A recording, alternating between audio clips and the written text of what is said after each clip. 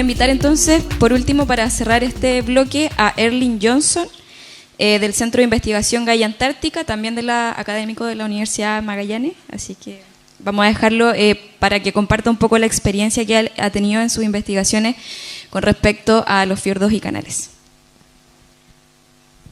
Muy buenas tardes. Primero que todo, agradecer a los nodos por la invitación. El ser la última presentación tiene sus ventajas y sus desventajas. Obviamente la desventaja es que la audiencia está más cansada, cuesta un poco más llamar la atención, pero la ventaja es que como es la última me puedo alargar un poco más. No, Rodrigo, no. Vamos a tratar de ser lo más sucinto posible, ir lo más rápido posible, derecho al grano, como dicen por ahí. Bueno, mi intención es presentarles los estudios de Calvin que hemos realizado dentro de la universidad, y esos estudios de Calvin se han realizado tanto en Subantártica como en Antártica, y para esos estudios de Calvin hemos utilizado imágenes satelitales de tipo radar, como Terrasar X o Tandem X. Pero también hemos estado en terreno. Como ustedes pueden ver ahí, al final no se va a alcanzar a ver nada, pero se ven dos puntos naranjas o rojos que estamos por en la valla. Ese soy yo y un alumno de biología marina que estamos llevando un dron para poder hacer estudios de Calvin en Isla Santinés. El dron, ese sí que no se ve, ¿o sí? Ahí se ve el dron. Ese es el dron en el cual nosotros hacemos un mapeo del glaciar. Bueno, pero primero que todo tenemos que saber qué es lo que significa calving. El calving es el proceso de desprendimiento de masa del frente del glaciar. Muchas veces en español también llamado ablación glacial. O sea, del frente se desprende masa de hielo y esa masa de hielo nosotros la podemos cuantificar. Importante es que esta masa de hielo es una masa de hielo de agua dulce en su primera categoría y además de eso es mucho más fría que el agua que tiene el fiordo que está por delante, ¿verdad?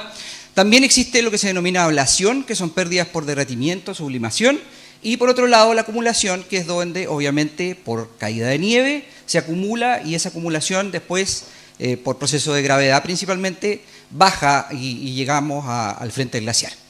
¿Por qué es tan importante saber cuánto es el calving y cuantificarlo? Recuerden, calving tiene que ver con la cantidad de hielo que se desprende por el frente del glaciar. Principalmente porque el aumento en el nivel del mar es una cosa súper importante. El desprendimiento de calving puede alcanzar casi el 40% de las pérdidas que tienen los glaciares, principalmente en la Patagonia. Y además de eso, obviamente, muchos de los glaciares que estamos estudiando son todos de tipo calving. O sea, todos caen, o sea, en un lago, en un río o en el mar. Bien. ¿Cómo hacemos este trabajo? El estudio de calving lleva mucho tiempo funcionando. O sea, fíjense que aquí hay un documento de la NASA del año 85, donde ellos ya hablaban de uso de imágenes satelitales para estudiar calving. Nosotros principalmente lo que hacemos es que para poder obtener calving, que se denomina QC, obtenemos dos valores. Primero, el espesor del hielo y una tasa que se denomina tasa de calving. Eso tiene que ver con la diferencia que hay entre el avance del glaciar y el retroceso. Velocidades de avance y velocidades de retroceso. Para poder obtener la tasa de calving necesitamos saber el retroceso y la velocidad. Para poder sacar el espesor tenemos que tener obviamente un modelo digital de terreno y la profundidad del frente, por batimetría. ¿Cómo con sensores remotos nosotros podemos ser capaces de obtener esa información? Bueno, principalmente el retroceso del glaciar lo podemos ver por imágenes satelitales, lo podemos ver por imágenes de dron. La velocidad del glaciar también la podemos obtener mediante eso. La elevación del glaciar la podemos sacar mediante elementos como el Tandem X, que es capaz de obtener imágenes de modelo digital de terreno, y a través de drones. ¿Cómo obtenemos la batimetría? Bueno, para la batimetría, mediante un Zodiac, que nosotros vamos al frente, o nosotros hemos denominado a nuestro buen botecito control remoto el Calvin Harris. Ese es el nombre. Y ahora tenemos Calvin Harris 1 y Calvin Harris 2. Mediante todos estos datos, nosotros colocamos todos estos datos dentro de una juguera, un algoritmo, y obtenemos cuánto es el calving que se desprende por el frente. Eso en volúmenes, o sea, en metros cúbicos, kilómetros cúbicos, valores de volúmenes de hielo por año. Entonces, tomamos todo, colocamos todo, metemos todo en unas ecuaciones y el resultado que obtenemos finalmente es calving. Velocidad, posición, batimetría, elevación, calving como resultado. Ejemplos. Voy a mostrar un ejemplo. Dentro de estos ejemplos que hemos trabajado, el primero de ellos es en el glaciar Uppsala. Glaciar Uppsala, recuerden ustedes, está por el lado argentino. vemos que el glaciar Uppsala es una de las cuencas más grandes y tiene eventos de calving acompañados por aceleración del frente. O sea, hay cambios muy bruscos que han ocurrido en el glaciar Uppsala. Ahora necesito toda su atención. Si hasta ahora ha estado tranquilo, ahora sí que necesito toda su atención. Por lo siguiente, fíjese usted, tengo ahí una imagen satelital radar con la velocidad puesta encima del año 2008, glaciar Uppsala. Fíjese bien de que este es el frente del glaciar. Cada una de las líneas que se ven en amarillo son las líneas de flujo del glaciar que nosotros lo podemos verificar. Y obviamente también tenemos una imagen del 2008 unos meses después. Se ven relativamente parecidas. Vamos a ver unos gráficos, donde en este gráfico tenemos la primera serie de tiempo y vamos a comparar las líneas que están en rojo, que es la velocidad del frente del glaciar. Las líneas que están en rojo son la velocidad del frente, que se condicen con las líneas que están aquí. O sea, las líneas de este lado son las líneas que están del lado allá. Hay menor velocidad, 2 metros por día, y así va aumentando. La velocidad comúnmente en el centro del glaciar casi siempre es más grande. La comparamos con la velocidad del retroceso, la velocidad de tasa de calving o tasa de retroceso del glaciar. Entonces, si vemos aquí, hay muchas zonas en las que la velocidad del glaciar es más grande que la tasa de retroceso. Estamos bastante bien. Por lo tanto, si ustedes ven el glaciar, la parte de arriba y la parte de abajo, se mantiene más o menos estable. Vamos a la siguiente etapa de tiempo. Recuerden, las rojas son la velocidad de avance, la velocidad del glaciar, las azules son el retroceso. Siguiente lámina. Aquí sí que se nota un cambio. Ven ustedes que no solamente se nota un cambio en las imágenes. Fíjense todo lo que perdió el glaciar Uppsala. O sea, entre marzo del 2008 a, ¿verdad? Esto es octubre, ¿cierto? Octubre 30 del 2008, perdimos todo este lado del glaciar, completo. Y se ve claramente que tenemos también un cambio muy grande en los gráficos. O sea, el retroceso o la tasa del retroceso del glaciar es mucho más grande que la velocidad del glaciar. Algo implica aquí. ¿Podríamos haber sabido nosotros esto de antes? Voy a volver para atrás. ¿Qué piensan? ¿Podríamos haber de alguna manera haber visto una tendencia de esto? Fíjense que aquí algo pasaba. Algo podíamos decir que estaba sucediendo en ese lado, que después tuvo su consecuencia, ¿sí o no? Entonces, fíjense todo lo que se perdió y todo lo que se perdió en este lado. Y eso ocurrió por cambios en el cual ocurren en el frente y cambios del calving que tienen que ver con el glaciar. Pero fíjense ahora, ¿qué podríamos decir inmediatamente de lo que está pasando en el lado izquierdo del glaciar? Una vez más está volviendo a suceder lo mismo. Una vez más la tasa de retroceso de calving del glaciar es mayor que la velocidad del glaciar. Por lo tanto, podríamos predecir lo que sucede después. ¿Sí o no? Claro que sí. Por lo tanto, cuando nosotros estudiamos este tipo de procesos, lo vemos por satélites, tenemos suficiente información, podemos tener una idea relativamente buena de lo que está ocurriendo, una idea de las consecuencias y una idea de lo que está por venir. Ojo de lo que está sucediendo también. Fíjense los colores de la velocidad. Voy a volver uno para atrás. Fíjense los colores, unos amarillos, o sea, la velocidad relativamente más baja. Pero cuando el glaciar se está empezando a desprender, fíjense que esto empieza a aumentar su velocidad inmediatamente. Y aumenta más todavía. Y fíjense aquí las velocidades cómo aumentaron completo. Y llegamos a un valor súper rojo. Entonces, gracias a este estudio sistemático que se puede ir haciendo, gracias al trabajo que se va haciendo con sensores remotos, en este caso con imágenes satelitales de radar para obtener las velocidades, podemos entender un poquito mejor qué es lo que está pasando cuando existe este proceso de desintegración del frente del glaciar. Aquí llegamos a los máximos. O sea, fíjense todo lo que retrocedió el glaciar desde el 2008 al 2011. Recuerden que el 2008 el glaciar estaba como por aquí y llegamos hasta el 2011 como por acá. Fíjense cómo aumentaron las velocidades, o sea, la tasa de retroceso de calving del glaciar es enorme, la velocidad del glaciar también aumentó un montón, pero luego de eso, luego de la tormenta, viene la calma. Y una vez más vuelve el glaciar a tomar una posición de estabilidad y volvemos a tener un momento de estabilidad en el frente del glaciar Uppsala. Este es el estudio de la dinámica del glaciar. Nosotros podemos obtener también, como le decía yo, cuánto es el volumen de hielo que sale por el frente y podemos calcularlo. Por lo tanto, los resultados finales, esto está en parte de una publicación, podemos decir de que el glaciar Uppsala entre el 2011 y el 2013 perdió 0,95 kilómetros cúbicos por año. Entre el 2013 y 2015, 0,86 dio 82 kilómetros cúbicos por año. ¿Qué significa eso? Bueno, podemos compararlo. Al año 2020, las empresas sanitarias, 27 metros cúbicos por segundo en la conurbación del Gran Santiago, de Camila Álvarez del CR2. ¿Cuánto equivale eso en kilómetros cúbicos por año? 0,85. Entonces, fíjense que las pérdidas por año que tiene entre el 2011 y el 2013 cada año equivalen exactamente a todo el agua que obtiene Santiago o que necesita Santiago en una sola vez. Para que ustedes se den cuenta. Un solo glaciar, obviamente es de los más grandes, pero un solo glaciar de estos es capaz de tener pérdidas por Calvin en el frente de la misma cantidad de agua que consume Santiago. ¿Qué más? Bueno, esto está en un paper que ya está en revisión, que contribuye para mi doctorado, eso es lo importante de todo esto. Pero quisimos ir más allá. Mi idea era hacer sinergia con otros colegas para poder verificar cómo este Calvin, cómo esta cantidad de hielo que sale por el frente influye a otras áreas del aspecto científico. Y nos tocó trabajar con colegas del área de biología marina en campo de hielo Isla Santinés. En este campo de hielo Isla Santinés, que es muy poco estudiado, ¿verdad? Estuvimos en dos glaciares. Primero, estuvimos en la parte del glaciar Snoring, que es la parte norte, y estuvimos en la parte del glaciar Sarmiento Gamboa, por acá abajo.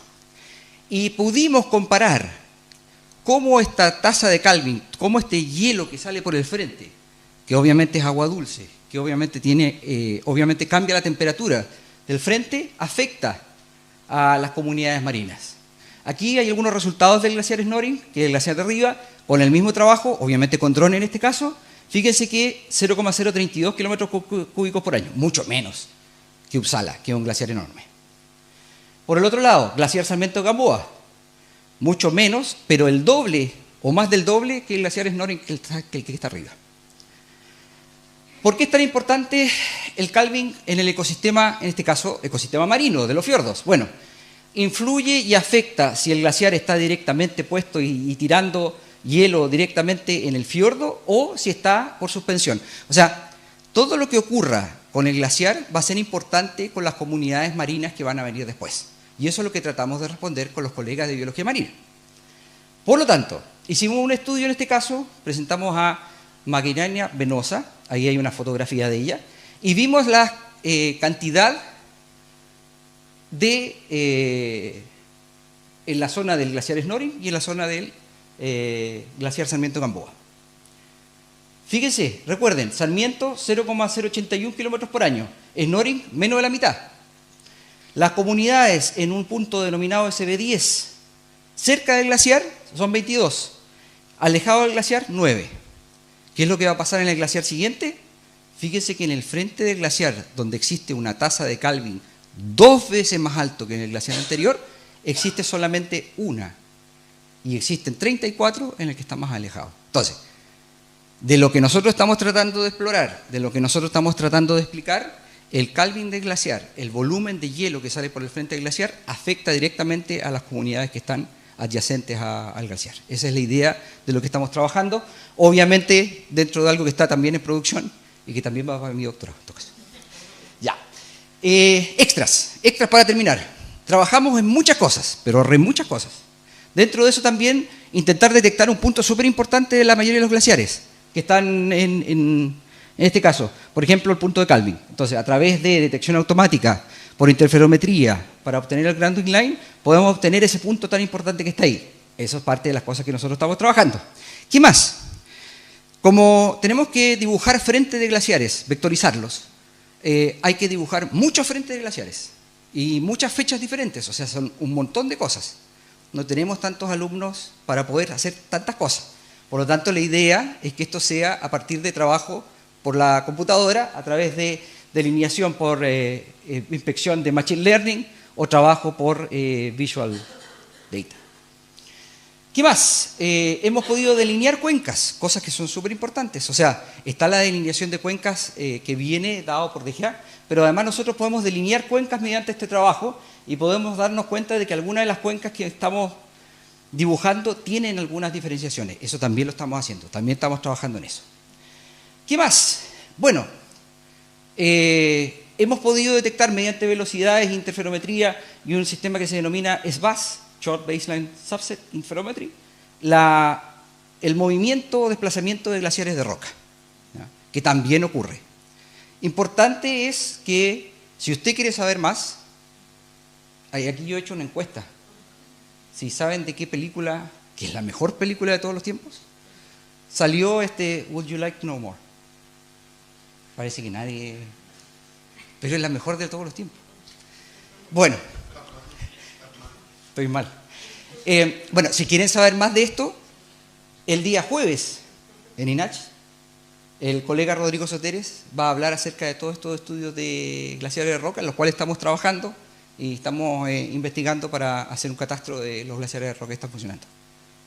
¿La película? Ahí al fondo quizás, ¿saben? Starship Troopers. Ah, es la mejor película de todos los tiempos. Muchas gracias.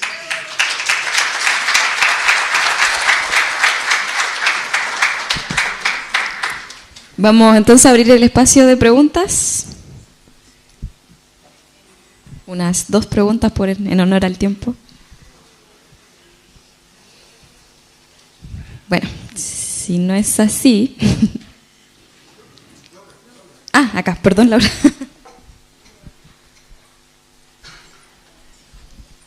Gracias, Erling. Muy interesante. En Coyhaique estuvimos escuchando también presentación acerca de glaciares. La estadística es impresionante y nos hablaron de otro tipo de pérdida de masa glaciar, que es la de la profundidad. Claro, el adelgazamiento. Sí. Claro. Y en torno a esto que conversamos de cómo podemos, a través del Laboratorio Natural Subantártico, empezar a compartir también enfoques enfocados, valga la redundancia, en este caso, en lo que serían los glaciares los glaciares andino-patagónicos, como llamábamos. Mi pregunta es, ¿cómo ves tú que la colaboración entre las personas que estudian los glaciares en la región subantártica podría acelerar, en definitiva, el impacto de la ciencia y de los estudios que en forma particular está realizando? Sí, principalmente existen muchos grupos que se encuentran trabajando en este tipo de estudios, adelgazamiento glaciar, calving del frente glaciar, pero la mayoría de los que están trabajando se enfocan en los glaciares más importantes. En este caso Campohielo Sur, Uppsala, Jorge Montt, Pío XI, que son los glaciares más importantes. Pero yo creo que una de las cosas que nosotros podemos hacer y podemos aportar en este caso son principalmente en glaciares que son no tan conocidos, como en este caso los que están en Campo de Hielo Isla Santinés, también lo que se ha hecho en Cordillera Darwin. De hecho, podemos hacer estudios que en todo lo que es la isla Rey Jorge, que también tiene varios glaciares, que la comunidad científica más global, por así decirlo, no coloca su enfoque en ellos. Nosotros podríamos ser los llamados a principalmente ahondar en lo que nosotros sentimos que son de nuestra casa. Entonces, por ahí podríamos ir a mejorarlo, porque nosotros tenemos estudios de adelgazamiento de los glaciares grandes que tienen todos, sí, pero es como redundante a lo que ya han realizado. Entonces nosotros podríamos darle un enfoque un poco más regional y un enfoque diferente por ese lado. Fabuloso. Gracias, Erling.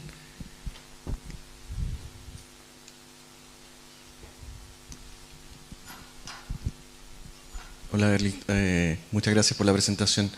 Tengo una consulta sobre Santa Inés, porque nosotros en el SECO trabajamos y hemos visto muchos registros de ballena, seno ballena, que queda por la parte de arriba, demostrada, y por abajo el paso Chac.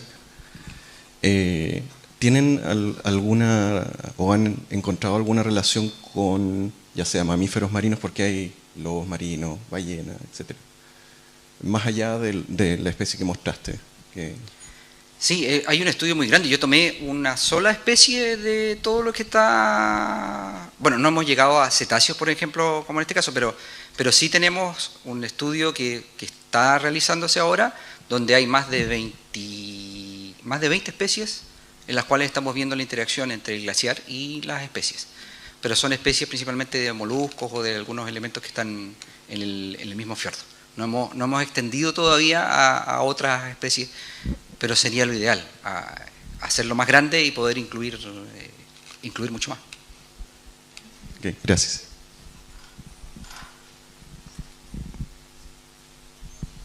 Hola, quería preguntar acerca del radio de influencia que alteran las especies una vez que el glaciar produce calving. ¿Han visto eso? Sí. Bueno, ahí depende de dos factores primordiales que son los que estamos estudiando. Primero, la geomorfología del frente del fiordo. O sea, si el fiordo es muy abierto, el calving del glaciar se esparce muchísimo más, por lo tanto tiene un tipo de interacción. Así el fiordo es muy, muy cerrado. Por lo tanto, en este trabajo estamos pensando en ver esos dos casos, donde tenemos un fiordo muy extenso, muy abierto, porque ahí obviamente los icebergs que están son capaces de transportarse mucho más lejos y cubrir mucho más espacio. Entonces, eso también está y igual es muy importante. O sea, se necesitan tener esos dos datos. Primero, cuánto se produce por el frente, pero además después cómo se reparte ese hielo que sale desde el frente glaciar. Es importante también. Entonces, todo va a depender de la geomorfología del frente.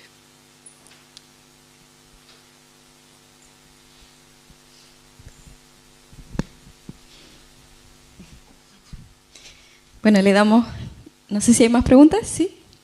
¿No? Ya, le damos la gracia entonces a Erling por su presentación.